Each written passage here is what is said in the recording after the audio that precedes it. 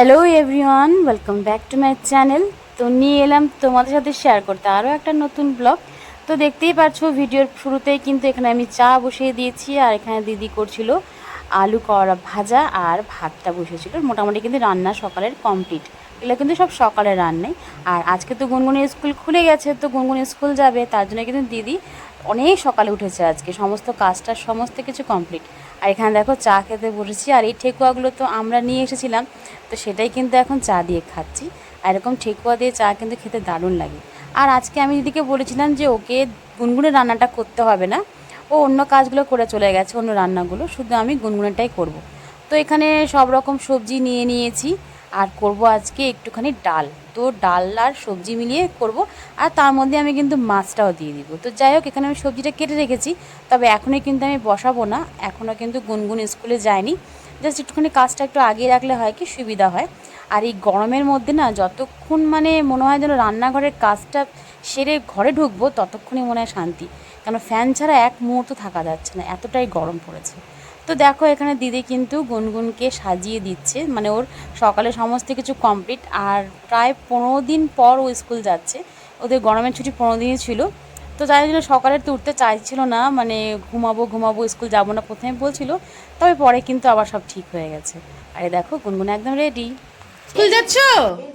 হ্যাঁ মোনা, আজকে first day school যাচ্ছ তুমি গরমের ভ্যাকেশন শেষ হবার পরে? হ্যাঁ, ভাল লাগছে তোমার? আজকে স্কুলে গিয়ে কি করবে? খাতা কি করবে? খাতাগুলো জমা দেবে? ও হোমওয়ার্ক জমা দেবে? বাবা, আচ্ছা ঠিক আছে, সবাইকে একটু বাই করে দাও। আর আর তুমি জানি কি বলো?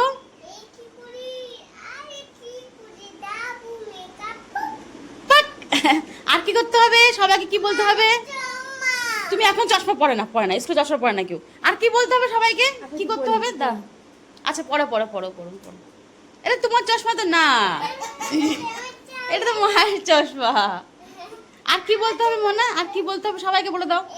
আরে এটা না, লাইক সাবস্ক্রাইব করে দাও, বলে দাও। বাপ একদম ফাস্ট। ঠিক আছে, বাই করে দাও, সবাইকে ফ্ল্যাঙ্ক কিস করে দাও। টাটা। তো গুনগুন তো চলে গেল স্কুলে, দিদি নিয়ে গেছে। আর আমি তো যাইনি, এই রোদের মধ্যে আমার আর ইচ্ছেই করছিল না যেতে স্কুলের সাথে। আর এখন আমি যাইও না, তাছাড়া দিদি আর গুনগুনই যায়। তো দেখো সকালে দিদি কি কি রান্না করেছে। তো এখানে ডাল, এখানে করেছে পুঁই শাকের তরকারি, মানে ঘন্ট আর কি। আর এখানে সিদ্ধ ভাত করেছিল, গুনগুন তো সিদ্ধ ভাতই খেয়েছে ডিম দিয়ে। আর করেছিল যে ফার্স্টে দেখালাম উচ্ছে আলু ভাজা, তবে আমি ওটা খাইনি। আমি জাস্ট সকালে একটু খাবারটা নিলাম। এখানটায় দেখো ডাল নিয়েছি, একটু তরকারি নিয়েছি, আর ডরে নিলাম লেবু। এবং গন্ধরাজ লেবু কিন্তু এই গরমের মধ্যে খেতে দারুণ লাগে। মানে সাথে যদি আর কিছু নাও থাকে না, শুধু ডাল আর একটুখানি লেবু থাকলেই আমার জন্য এটাই যথেষ্ট। আমি এমনি মাছ মাংস থেকে না, আমি এরকম নিরামিষ বা হালকা পাতলা খাবারগুলোই খেতে বেশি ভালোবাসি।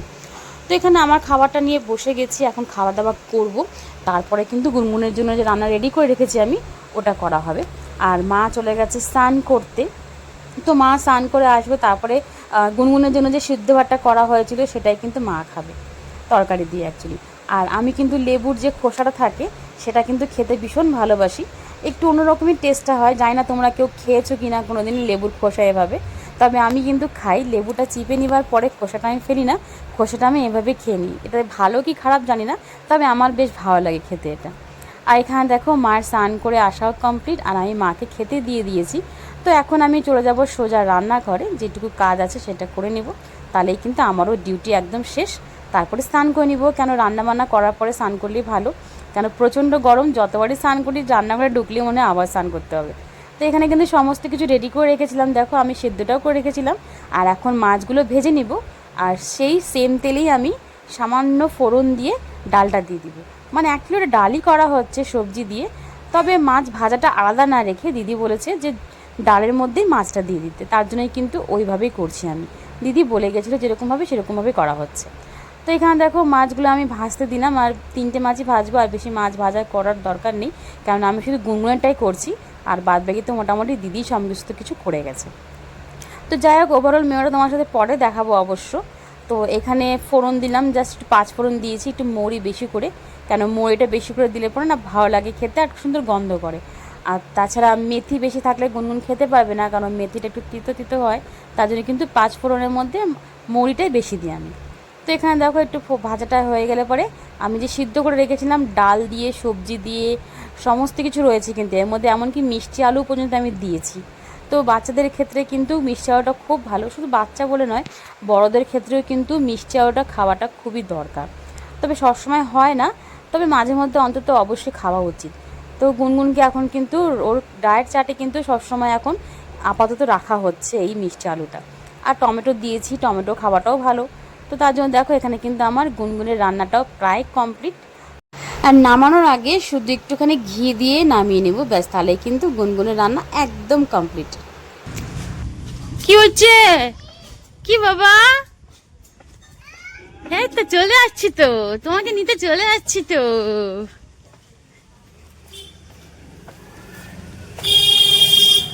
চলো চলে যাচ্ছি, আমি চলে যাচ্ছি। আমি তুমি খাওনি আজকে? তুমি কেন টিফিন খাওনি? ঘেমে গেছে পুরো একদম সোনা বাচ্চা। এখন তোমাদের রস করে রাখছি আমি, মৌসুমী রস খাবে কেমন? আগে ফ্রেশ হয়ে নাও। তো তারপর গুনগুন বাড়িতে চলে আসার পরে আর কোনো ভিডিও করা হয়নি। একবারে দেখো দুপুর এখানে আমরা খেতে বসেছি, তো সেটা একটুখানি শ্যুট করলাম, তোমাদের সাথে শেয়ার করবো। আর আজকে কিন্তু আমরা বাড়ি চলে যাব। তো দিদি আর গুনগুন কিন্তু গরমের ছুটিতে বাড়িতে যায়নি, এখানেই ছিল, মানে জলপাইগুড়িতেই ছিল। তো তার জন্য কিন্তু এখন কিছুদিন দিদি বললো যে না, এখন থেকে আসে একটুখানি। আর গুনগুনের এখন ক্লাস হচ্ছে না, বলতে জাস্ট নতুন খুললো স্কুলটা, আজকে তো কেউ আসেনি, মানে যখন গেছে আর কি স্কুলে ফার্স্ট ডে কেউ আসেনি স্কুলে সেভাবে। তার জন্য এখন কিছুদিন কিন্তু ক্লাস হবে না। তো তাই দিদি বললো যে কিছুদিন তাহলে ঘুরে আসি বাড়ির থেকে। তো এখানে দেখো মেনুটা একটু শেয়ার করি। এখানে রয়েছে যে সকালে যে তরকারি করা হয়েছিল, পুঁই শাকের তরকারি, সেই তরকারি, ডাল আর মাছের কষা, মানে একদম শুকনো শুকনো করে মাছ করা হয়েছে। তো এখানে খাবারটা বেড়ে নিলাম, এখন খাওয়া দাওয়া করে নেব। আর যেহেতু ফার্স্টেই বললাম যে আজকে যাবো শিলিগুড়ি, তার জন্য কিন্তু মোটামুটি বিকালের আগেই আমাদেরকে বেরোতে হবে। তার জন্য আর বেশি আর পরে আর কিছু শ্যুট করতে পারিনি, ফটাফট করে গোছগাছ করে টোরে, কেন বাচ্চা নিয়ে যেতে হবে, বুঝতেই পারছো অনেক লাগেজ থাকবে। তো তার জন্য কিন্তু আর পরে আর ভিডিও করিনি, জাস্ট গোছগাছ করে আমরা কিন্তু পরে বেরিয়ে পড়ি, তো সেটাও দেখাবো অবশ্য। আর এখানে দেখো এটা হচ্ছে মাছ কষা, তো আমি বেশি মশলা খাবো না বলে আমি শুধু মাছটাই নিয়েছি অবশ্য, আর তরকারি দিয়ে খেয়েছি। তো দেখো এখানে একদম ফাইনাল রেডি, গুনগুনও রেডি। অন্যদিন তো গুনগুন ঘুমোয় আর আমরা বেরিয়ে পড়ি, তবে আজকে আর ঘুম পাড়ায়নি ওকে, কারণ আজকে তো ওকে নিয়েই যাব।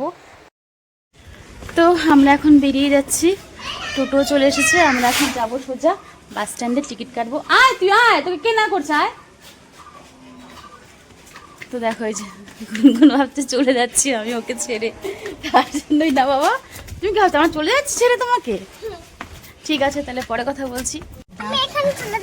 তো মার জায়গা নেই আজকে বসার, এই দেখ সব জায়গায় ব্যাগ। ওটা কোথায় এর উপর ঢুকান না, আমার কোলে দিয়ে দিক না হলে। দে আমাকে ধরে দিই। জানি তো দাঁড়াও দাঁড়াও দাঁড়াও দাঁড়াও, গরম লাগছে, চলো চলো চলো। হ্যাঁ হ্যাঁ চলো। তো চলে এলাম বাস স্ট্যান্ডে। তো মা দেখো টিকিট কাটতে লাইনে দাঁড়িয়ে গেছে, মায়ের সবসময় টিকিট কাটা আসলে পরে। আর এখানে আমরা এখন অপেক্ষা করছি যে মা কখন আসবে। তো যাই হোক, গুনগুনের মুখে তো শুনেই নিলে গরম লাগছে গরম লাগছে, আর সত্যি বলতে প্রচণ্ড গরম লাগছিল, মানে মেঘ করেছিল কিন্তু তারপরেও কিন্তু পুরো প্রচুর গরম লাগছিল, মানে ভালো লাগছিল না। আর সত্যি বলতে এই গরমের মধ্যে না জার্নি করাটা খুব চাপের বিষয়। আর দেখো মেঘটা তোমাদেরকে একটু দেখিয়ে দিলাম, পুরো আকাশ ঘিরে মেঘ করে আছে একদম, মানে গাছের পাতা কিন্তু সেভাবে নড়ছেও না, কেন একদম দম মেলে আছে মনে হচ্ছে না আকাশের মধ্যে পুরো। আর হাওয়ার জন্য আমরা পাখা নিয়ে এসেছিলাম, কারণ জানি যে রাস্তায় হয়তো এরকম লাগতে পারে, আর সত্যি সত্যি প্রয়োজন হয়েছিল, গুনগুন খুব গরম লাগছিল গুনগুনের। তো তার জন্য কিন্তু দেখো এখানে একটু হাওয়া দিচ্ছিলো।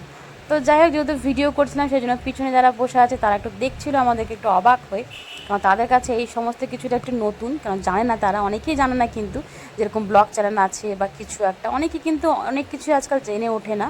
তো যাই হোক তার জন্য কিন্তু অবাক হয়ে দেখে, যারা জানে তারা কিন্তু এভাবে দেখে না অবশ্য।